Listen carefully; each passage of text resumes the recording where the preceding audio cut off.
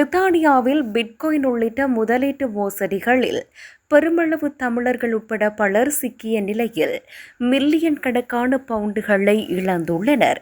இதில் அதிகளவிலான ஈழத்தமிழர்கள் வட்டி மற்றும் கடனுக்கு பெருந்தொகை பணத்தை பெற்று முதலீடு செய்து தற்போது எதுவும் இல்லாமல் நடுத்தெருவுக்கு வந்த சம்பவங்கள் பதிவாகியுள்ளன.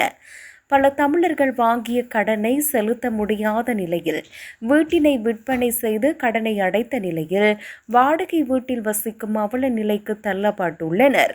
இந்நிலையில் கடந்த ஆண்டில் மட்டும் மோசடிகளால் ஏற்பட்ட ஒட்டுமொத்த இழப்புகளில் முதலீட்டு மோசடிகளே முதலிடம் பிடித்துள்ளன.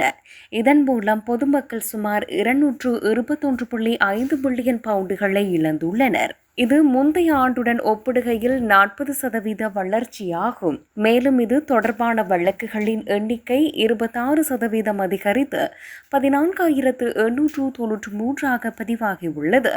இது குறித்து UK ஃபைனான்ஸ் அமைப்பின் பொருளாதார குற்றப்பிரிவு முகாமைத்துவ பணிப்பாளர் ரூத் ரே கூறுகையில், மோசடிகள் இப்போது ஒரு பெரிய தொழிற்சாலை போல உலகளவில் இயங்கி வருகின்றன. இவை பொதுமக்கள், வணிகங்கள் மற்றும் பிரித்தானியாவை பொருளாதாரத்தை கடுமையாக பாதிக்கின்றன. இந்த மோசடி பணம் பிரித்தானியாவிலும் உலகெங்கிலும் நடக்கும் ஏனைய பாரிய குற்ற செயல்களுக்கே நிதி உதவியாக செல்கிறது. வாடிக்கையாளர்களை பாதுகாக்க நிதித்துறை பெருமளவு முதலீடு செய்து வருகிறது.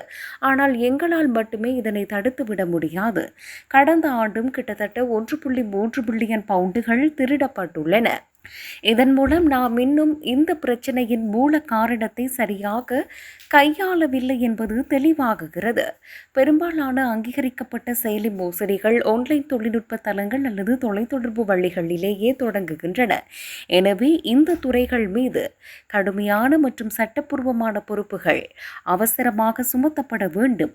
அப்போதுதான் இத்தகைய பேரழிவு தரும் குற்றங்களால் தொழில்நுட்ப நிறுவனங்களும் குற்றவாளிகளும் லாபம் ஈட்டுவதை தடுக்க முடியும் என தெரிவித்துள்ளார்.